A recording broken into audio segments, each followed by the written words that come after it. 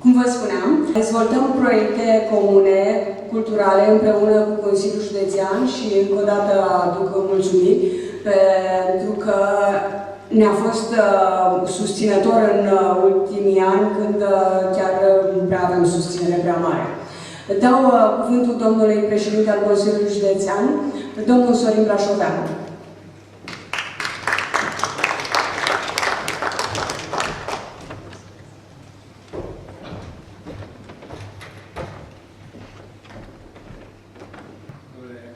Ministrul Secretar de Stat, onorată asistență, sunt bucuros să mă aflu la aceste manifestări care, iată, reunește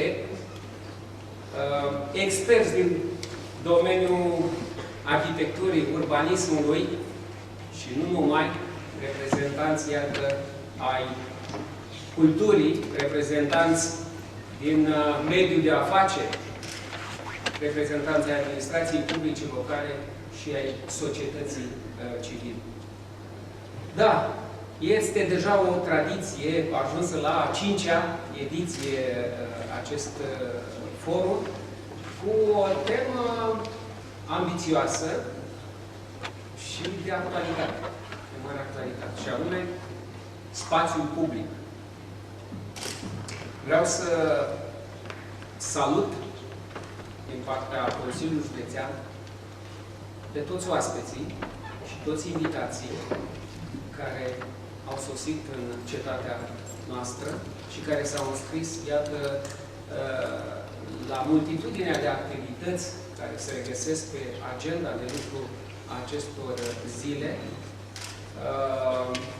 deplasare la și o parte din activități chiar acolo se desfășoară la Casa Memorială de la Escan, George Enescu, spectacol de muzică, de poezie,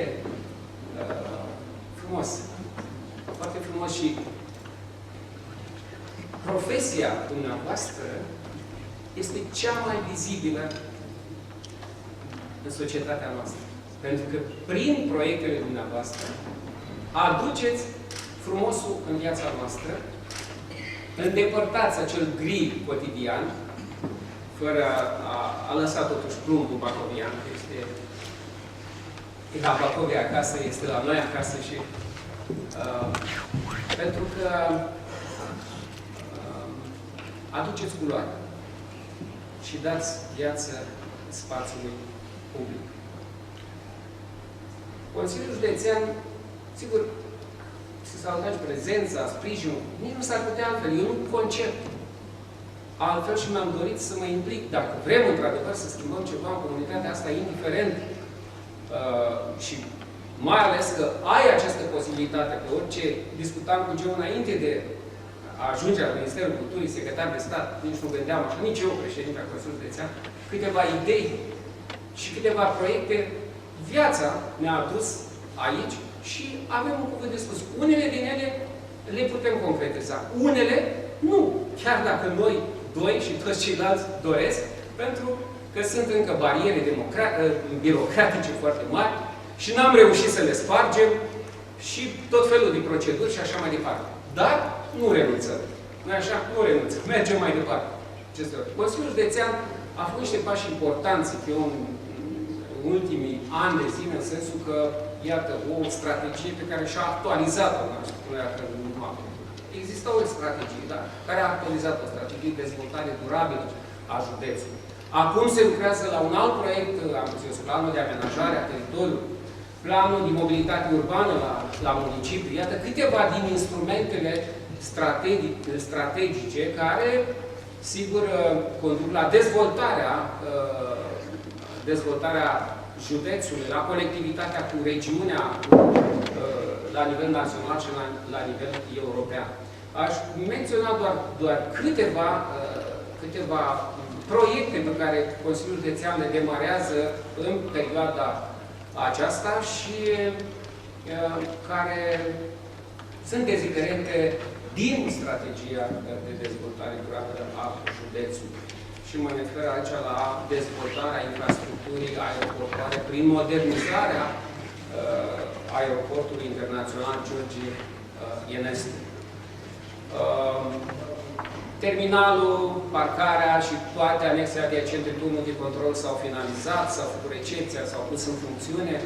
Acum atenția noastră este și în perioada de evaluare a ofertelor pentru pistă, modernizarea pistei, de a ridica capacitatea portantă de la 19 la 65, a putea ateriza orice tip de aeronavă și obiectivul nostru este să aducem la cât mai multe destinații și cât mai mulți operatori și acum se lucrează și la, prin asociere cu Consiliul Local Bacău, strada aeroport. Dezvoltarea infrastructurii rutiere. Prin modernizarea drumurilor județene, comunale, naționale, drumurile județene, prin atât cu fonduri proprii, dar și prin atragerea de resurse. Și avem prin programul operațional și prin programul național de dezvoltare locală și printr-o colaborare foarte bună cu Compania Națională de Autostrăzi și Infrastructură Rutieră, modernizarea drumurilor naționale care tranzitează județul Bacău. O altă investiție importantă, care acum se află în plină desfășurare, în plină execuție, este centura Bacăului, peste 31 de kilometri, din care 16 are profil de autostradă. Așa cum ați văzut vremea, în ultimele 2 luni n-a fost așa de mult, dar s-a lucrat intens și eu sper că se va termina înainte de termen, pentru că avem un constructor. Cel mai bun constructor în domeniu, acum băcăuan, e român, ești și băcăuan cu atât mai mult și cred că și o ambiție personală să termine înainte de vreme investiția atât de importantă pe care o așteptăm cu toții. Și o altă investiție care acum 2 ani de zile, să fiu sincer, m-a întrebat, cred că domnul Amâie, și domnule, spuneți-ne ceva de autostradă. N-am fost în stare atunci să spun, pentru că n-aveam conducere. Și n-am făcut-o și nici nu m-am lansat în... Nu era nici în master plan cu 3 ani de zile. Îl scosese între timp. Acum numai că este în master plan, chiar s-a derulat și pot să spun că e în procedura de licitație, s-a lăsat licitație oficial. De 8 iulie este termenul de depunere a ofertelor la studii de fezabilitate cu proiectare, la pachet. E, zic, o veste foarte, foarte importantă. Nu-i meritul meu. Noi ne dorim cu toți. E meritul unei echipe întregi. Și până la nivel de guvern, în care am avut, într-adevăr, un dialog și constructiv și niște profesioniști care au ajuns în industrie și au știut să spargă barierele birocratice și au înaintat cumva. De asemenea, sunt investiții importante în Bacău, în sănătate, în domeniul culturii, în educație. Toate acestea sunt fundamentele unei deschideri, a unei conectivități cu regiunea în contextul național, în context european. Sunt 2 zile cu o agendă foarte încărcată și teme destul de interesante. Eu vă doresc mult succes în expunerile pe care le aveți, în dezbate și sunt convins că veți găsi soluțiile cele mai inspirate, soluțiile cele mai bune, soluțiile care vor da culoare și va prinde viață ceea ce numim noi spațiu public și dezvoltarea urbană. Vă mulțumesc și mult succes!